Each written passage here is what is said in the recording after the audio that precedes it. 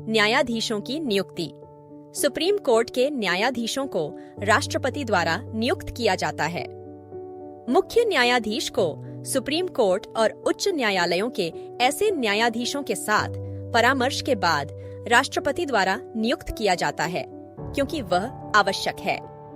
अन्य न्यायाधीशों को मुख्य न्यायाधीश और सर्वोच्च न्यायालय के ऐसे अन्य न्यायाधीशों और उच्च न्यायालयों के साथ परामर्श के बाद राष्ट्रपति द्वारा नियुक्त किया जाता है, क्योंकि वे आवश्यक हैं।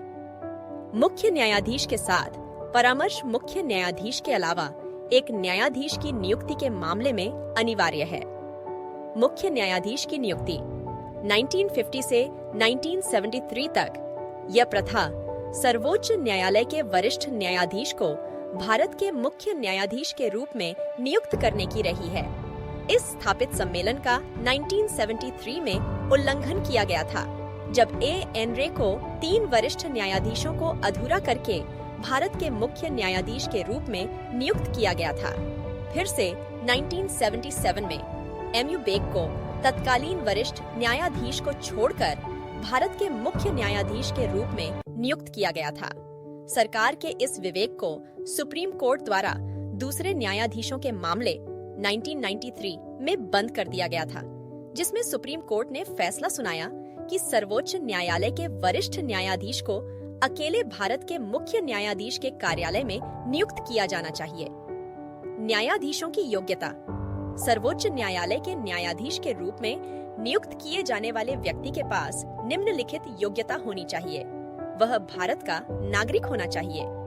क, उसे 5 साल के लिए एक उच्च न्यायालय या उत्तराधिकार में उच्च न्यायालय का न्यायाधीश होना चाहिए था। या बी, उसे 10 वर्षों के लिए एक उच्च न्यायालय या उत्तराधिकार में उच्च न्यायालय का वकील होना चाहिए था। या ग, वह राष्ट्रपति की राय में एक प्रतिष्ठित न्यायविद होना चाहिए। उपरोक्त से यह स्पष्ट है कि संविधान ने सर्वोच्च न्यायालय के न्यायाधीश के रूप में नियुक्ति के लिए न्यूनतम आयु निर्धारित नहीं की है। शपथ या पुष्टि।